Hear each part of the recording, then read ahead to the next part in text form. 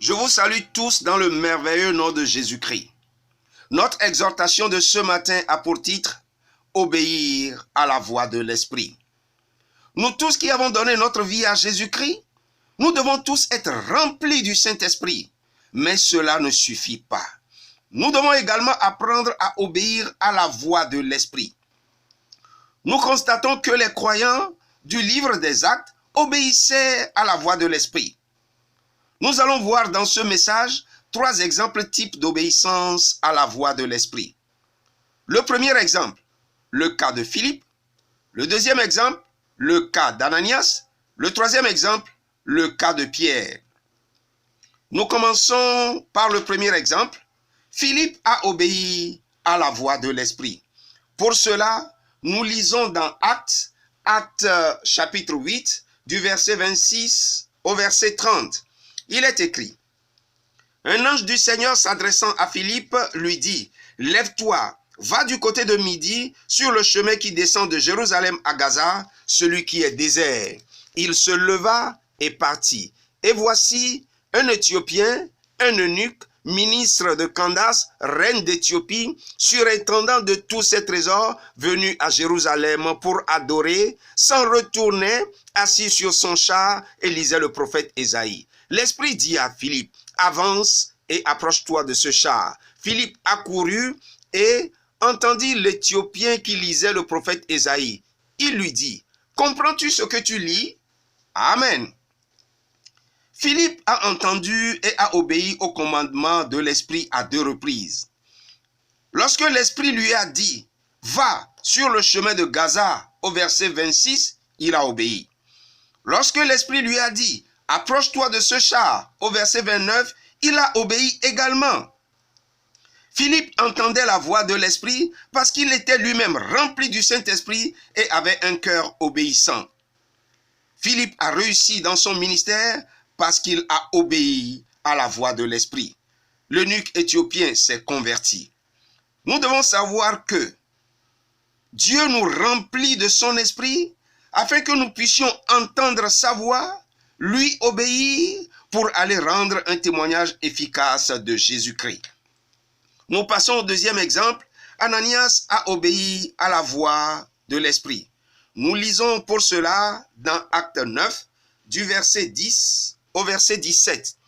Il est écrit, « Or, il y avait à Damas un disciple nommé Ananias. Le Seigneur lui dit dans une vision, « Ananias » Il répondit, « Me voici, Seigneur. » Et le Seigneur lui dit, « Lève-toi, va dans la rue qu'on appelle la droite et cherche dans la maison de Judas un nommé Saul de Tarse.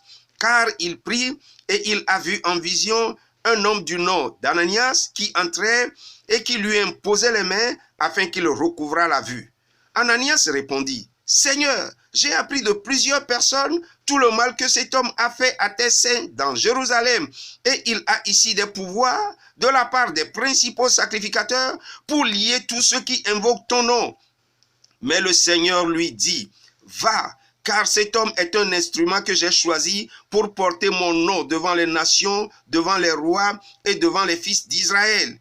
Et je lui montrerai tout ce qu'il doit souffrir pour mon nom. » Ananias sortit et, lorsqu'il fut arrivé dans la maison, il imposa les mains à Saul en disant, « Saul, mon frère, le Seigneur Jésus qui t'est apparu sur le chemin par lequel tu venais m'a envoyé pour que tu recouvres la vue et que tu sois rempli du Saint-Esprit. » Amen.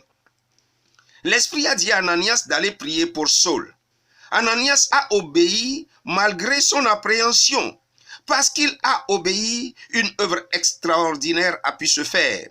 Paul a été rempli du Saint-Esprit et envoyé comme apôtre auprès des païens, ce qui a entraîné la conversion d'un grand nombre d'âmes à Christ.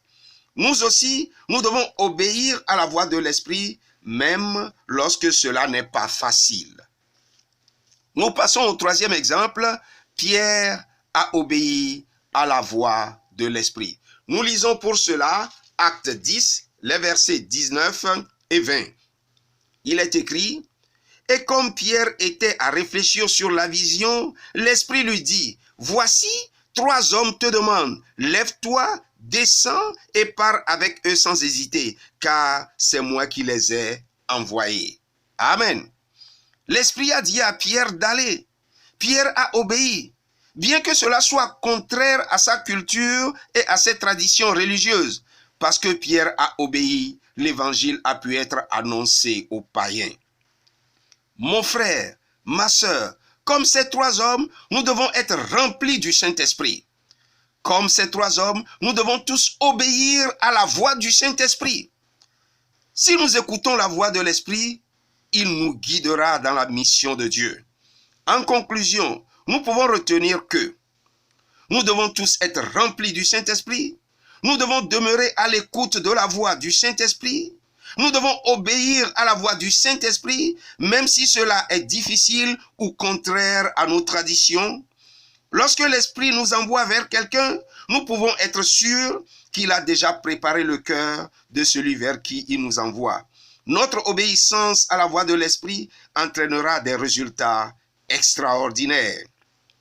Merci de mettre en pratique cet enseignement. Que Dieu bénisse sa parole et qu'il vous bénisse tous également.